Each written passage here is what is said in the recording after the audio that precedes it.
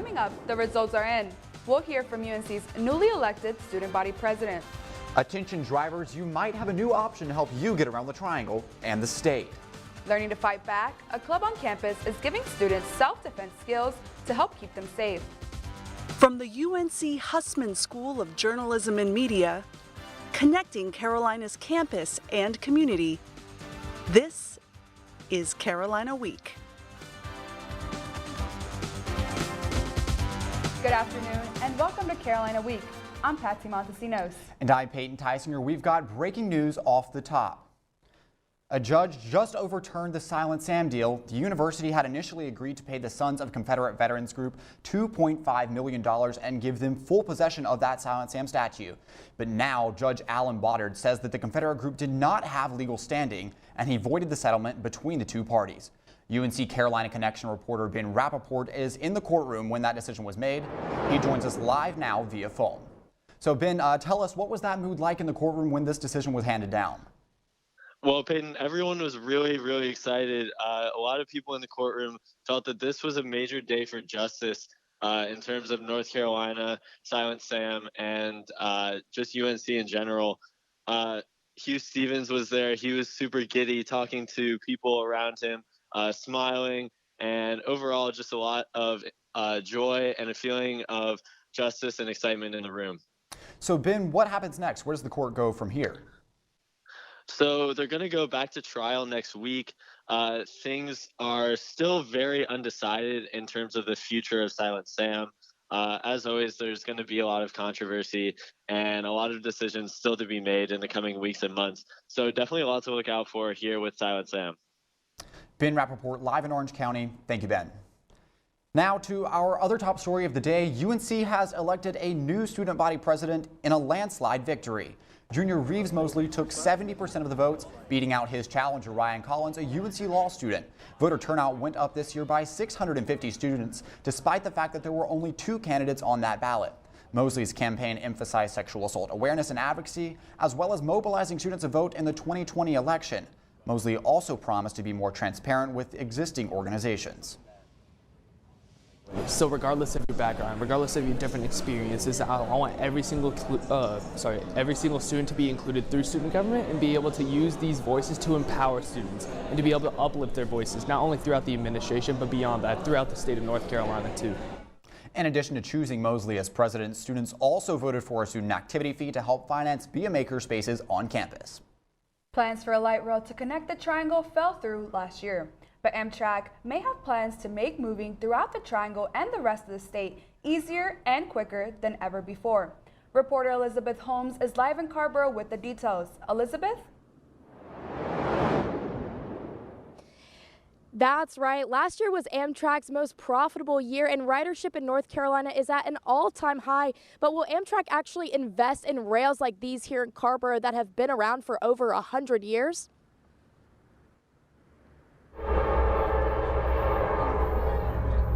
Every day, hundreds of people hop on an Amtrak train in North Carolina. Some of them travel to visit family, most of them for business. Some, like Joe Vesey, ride the train just for fun. Sometimes I'll do a Charlotte trip, occasionally Rocky Mountain. Vesey is a first-hand witness to Amtrak's growth during the past year. According to the North Carolina Department of Transportation, North Carolina Amtrak has seen a 30% increase in ridership between Raleigh and Charlotte, with a 17% increase in ridership into and from the Raleigh station alone. Despite the growth in ridership, more daily service trains between Charlotte and New York, and newly renovated stations like the Raleigh Union Station, North Carolina's travelers are still stuck on slower freight rails that have been around since before the Civil War.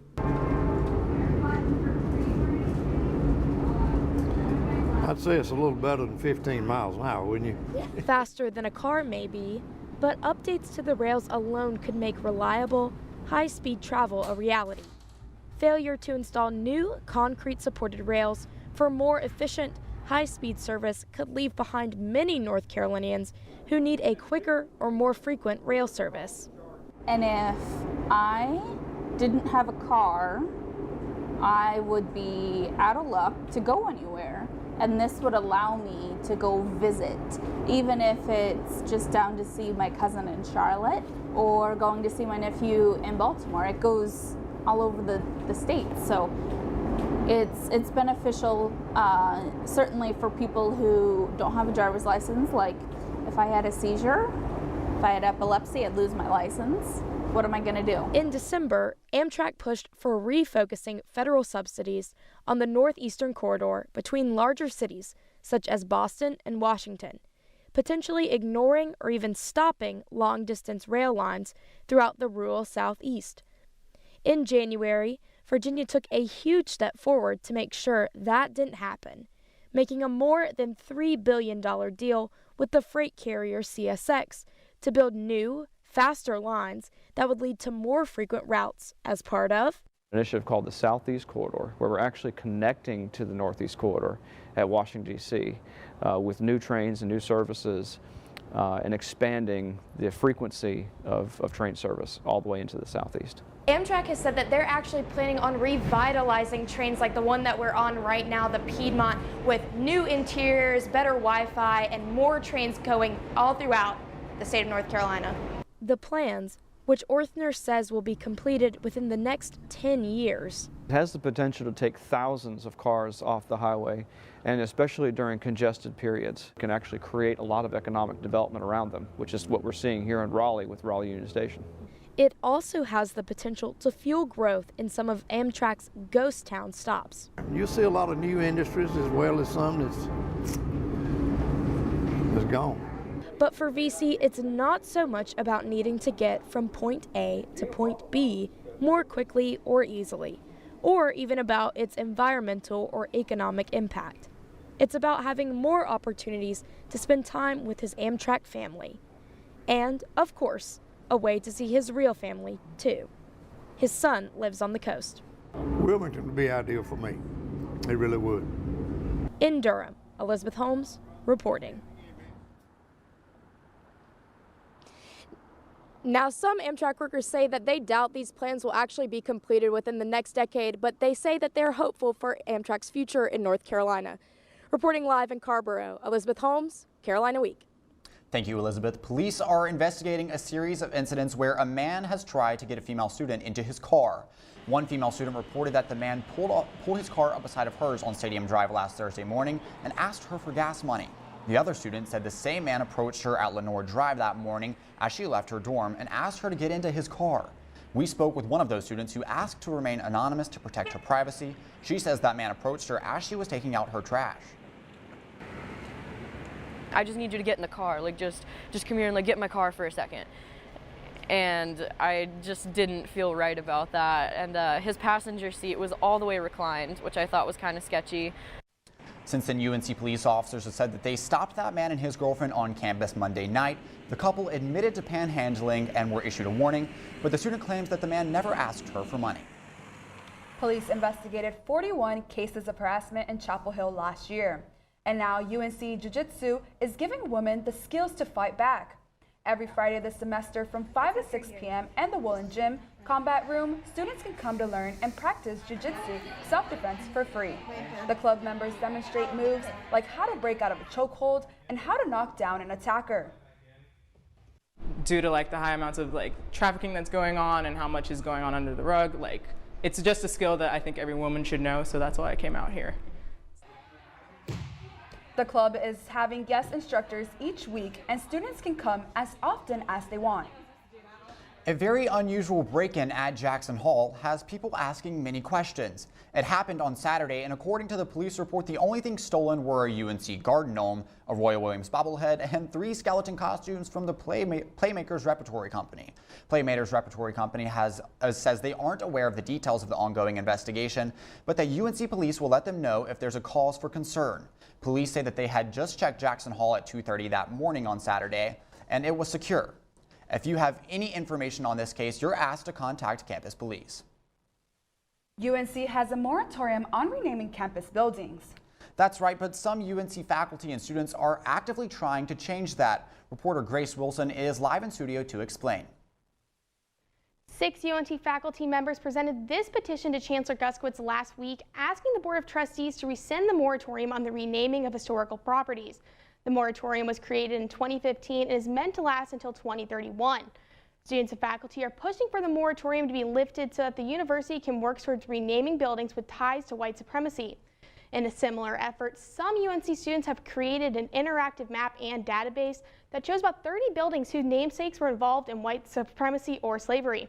Some of the notable buildings that this website advocates to change include Morrison Residence Hall, Hamilton Hall, Manning Hall, and Phillips Hall. Back to you. Thanks, Grace. So, Patsy, I don't know how much time you've spent outside. It's a busy part of the semester, but God, this weather has been all over the place. Yep, it started out cold, then rainy, then warm. I really can't keep up. Let's take a look outside right now. Things look pretty nice, but will it last? Our forecast is coming up next.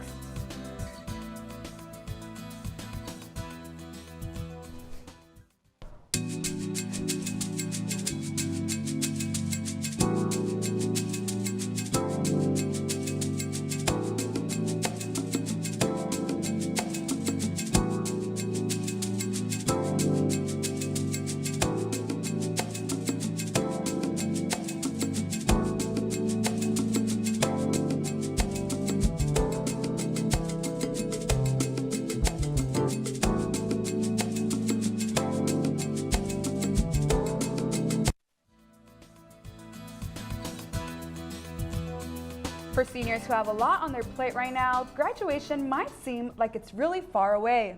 But it's really only a few months away, and UNC has just announced the commencement speaker. New York Times columnist Frank Bruin will deliver that spring commencement address on May 10th. Bruin is a Morehead Cain scholar who graduated from UNC in 1986. As an undergrad, he reported for the Daily Tar Heel, which he says inspired him to become a writer.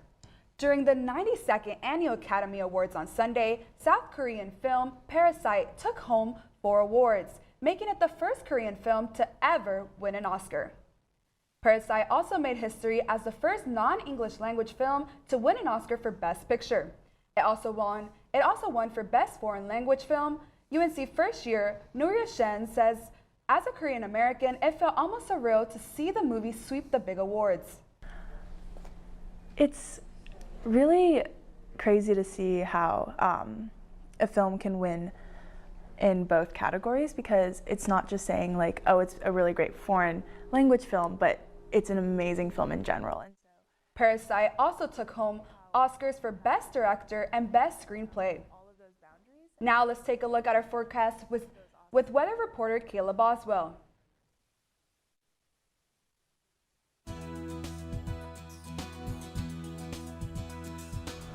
Hey Heels, happy Wednesday. The weather this week hasn't been too nice, so let's check out our 5-day forecast to see what it's going to be like for the rest of the week. Today it's going to be partially cloudy with a high of 55. Tomorrow it's going to be a lot warmer than that with a high of 66, but it's going to be raining all day long, so make sure to bring your umbrella when you leave your house. On Friday it's going to be partially cloudy again with a high of 50. Saturday will be the coldest day of the week with a high of 44, but it will be sunny, so it might feel nicer outside. And Sunday, it's going to be a high of 56 and partially cloudy skies again. The lows this week are going to be in the mid-30s, so make sure to bring a jacket and an umbrella when you leave your house this week. Back to you guys in the studio. Valentine's Day is right around the corner, but if you don't have that special someone like me, we've got some ideas for you. Here's Jake Lawler with our Bleakly Blender.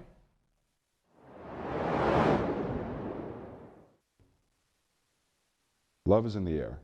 And for those of us that haven't been hit by one of Cupid's arrows, the fumes can be overwhelming. It's the age-old question. While couples will be wrapped up in rose petals, dinner dates, and stuffed teddy bears, what do single people do on Valentine's Day? Well, besides the always endearing rom-com marathon with a tissue box nearby, there's a whole list of options to consider. If you want company, getting a few of your friends together might not hurt. To eat, drink, laugh, and love with the people you care about is really what the holiday is supposed to be. Not filling the group route? That's okay too. A spa day never hurt anyone. And going to a movie alone is totally not weird. All the time. And if you're feeling up to it, you can always go on a date. Ask someone out, go to dinner, see where it takes you. Having an anniversary on February 14th is really about as romantic as you can get. Whatever you do, just make sure it makes you happy, even if it is crying while watching The Notebook. I'm Jake Lawler, and that's your Weekly Bender. Coming up after the break, you may have seen this shot on social media, but we have the inside scoop on this player behind it.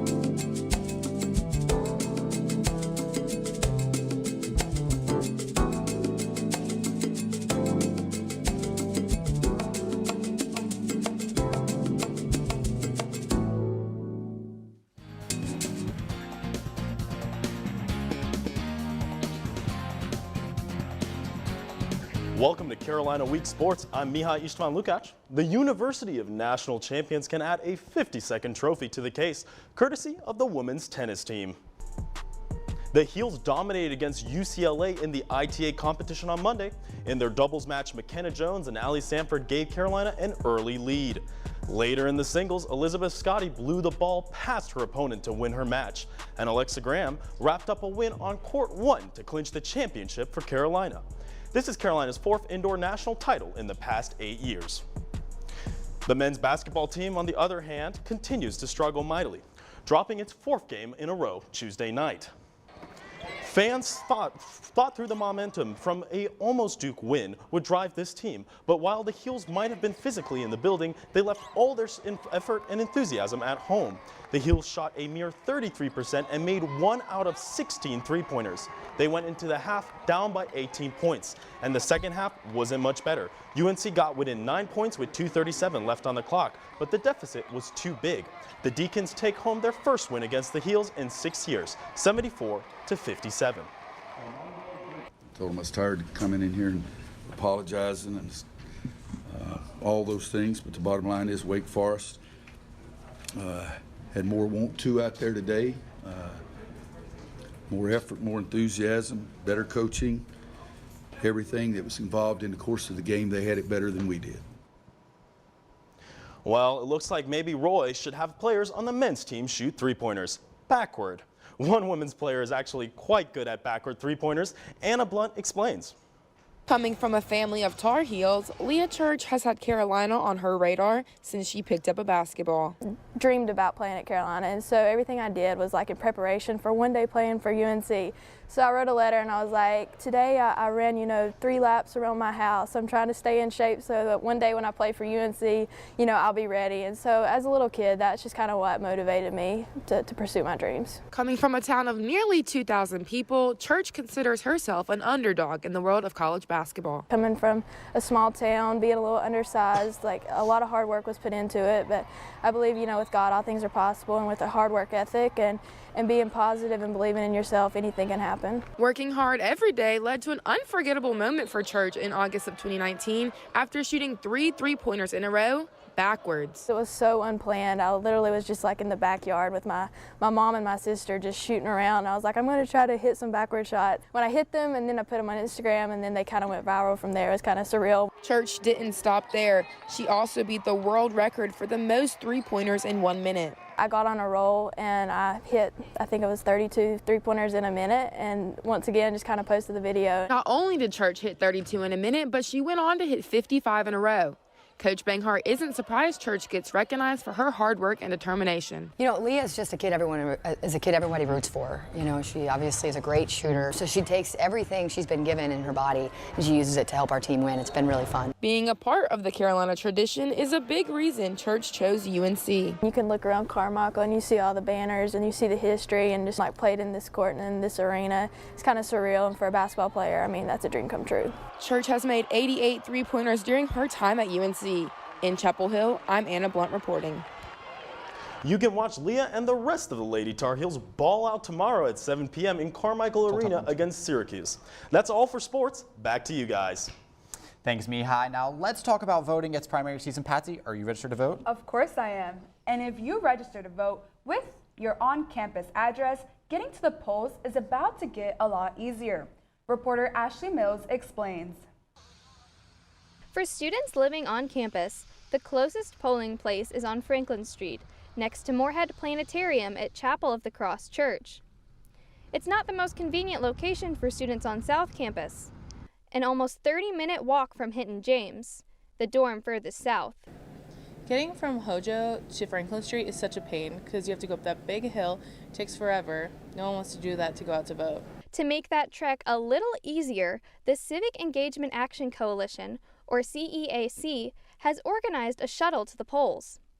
During the last 2 days of early voting, February 27th and 28th, students can take a special P2P bus directly from their dorms to the polls and back. Pickup locations: Public Safety, Hinton James, and Airing House. Buses will run every 30 minutes from 10 a.m. until 6 p.m. I really like that they're doing the shuttle thing. I think it's going to be really convenient for me and my residents to go out and vote, and I'll definitely be sending it out to them so they utilize the opportunity. And for students that can't make it out to Chapel of the Cross, UNC will host a polling location here at the Stone Center on March 3rd. In Chapel Hill, I'm Ashley Mills, Carolina Week. If you register to vote with the non-campus address, you can still vote in the primaries. You just need to request an absentee ballot. And here's a little fun fact for y'all. Young people make up 21% of the eligible voting population. So if you go out there, you really can make a difference. Get out there and vote. Absolutely, Peyton. That does it for this edition of Carolina Week. Thanks for watching. Have a great day.